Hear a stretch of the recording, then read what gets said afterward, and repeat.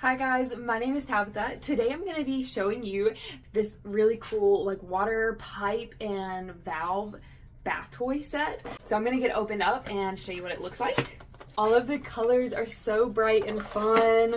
Wow, there's little cups and this little attachment here where it will fill up with water and make the little ball float. This little cup is so cute. My toddler is absolutely going to love this. There's lots of different pieces and you can switch the valve around to turn off the water or turn it on. They go together like this. Little suction cups to stick to your bath wall. So here's the main attachment. It's this little robot looking character. And then there's this little submarine with this little pop out character.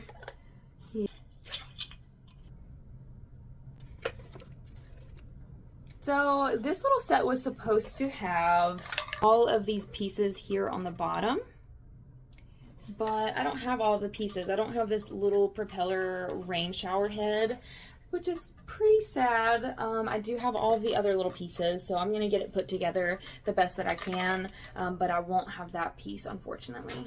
So this is definitely going to make for a more fun and interactive bath time, whether that is just your child playing or you interacting with them.